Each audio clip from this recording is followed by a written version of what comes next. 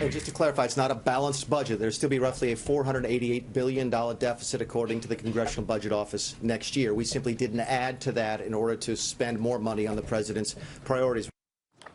Well, how do Tea Partiers feel about that? The budget not balanced to Citizens for Self-Governance President Mark Meckler.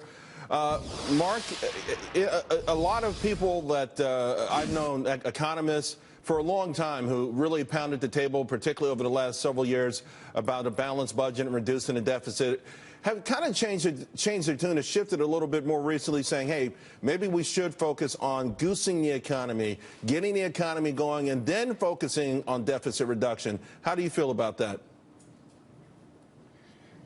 In my opinion, it's a complete betrayal of the American people, especially Republicans. Like, we were told they couldn't balance the budget because they didn't have Congress. We gave them the House. Then they told us they couldn't do it because they didn't have the Senate. We gave them the Senate. Then they said they couldn't do it because they didn't have the White House. We've given them the White House. Now they say they can't do it because they've got to goose the economy or because they need a supermajority in the Senate. It's going to be excuses forever, Charles, until the economy collapses. Well, what about the idea that our military is at a preparedness level that probably takes us before World War II, that our vets are in dire straits, that our borders are porous, and it's not just an economic issue, but it's a socioeconomic issue considering all the drugs coming through. And if you consider all of those things, those are actually the foundation for the kind of growth where you can probably truly chip away at debt and deficits. And I think some of those things are mandatory. I mean, one of the things is on the border security issue, it's just not even relevant, Charles. He's proposed $4 billion for the wall. Honestly, on the federal budget, that's a rounding error. So I just think that one in particular is a red herring. I think most of us agree on the right on military preparedness, but I also think there's all kinds of things in the budget that they should be going after that they're not going after. They're not doing real reform on entitlement programs. That's the fundamental driver of debt and deficit over the long term. You know, it's always interesting because people who aren't, who never have to run for office, you know, always focus on the quote-unquote entitlements, and people who are in Washington, D.C. always say, you know what, we should leave that alone. Now, let's be clear. The audience always says when this topic comes up, why would an economist, why would someone like Mark Meckler want to take my money? I put money into those programs, and now you want to take it from me. Yeah, and the clear answer is, again, that's a red herring. That's a straw man argument, because here's the deal. The way you fix these long-term entitlement programs is not by affecting people today, but by lowering or raising the retirement age for people who are far out from those programs. We're talking about fixing these programs on an actuarial basis.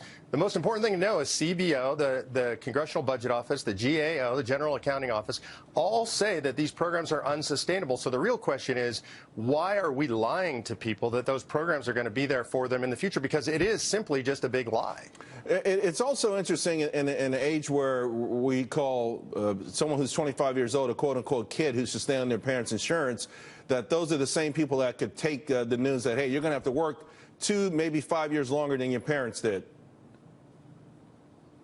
Well, I think that's important because they're not kids, and it's outrageous that we even call them kids. I also think it's important to understand that Americans are realistic and Americans are smart. I've been in 40 states in the last 2 years, Charles. What they want to know is that we're actually doing real reform, and people are actually willing to take a haircut for real reform. What they're not willing to do is take a haircut so that money can go to other corrupt programs and continue a bloated federal government. Although you're not calling the Pentagon, the VA, or the Department of Homeland Security corrupt agencies in this particular case, well, are you? I actually personally think there's bloat in every single one of those agencies, and I think the president agrees. He just issued an executive order that gives every agency 180 days to talk about how they're going to reorganize, how they're going to save money. So, yeah, I think there's bloat in every federal agency across the board. I think the bloat is out there. We got to leave it there, buddy. Thank you very much.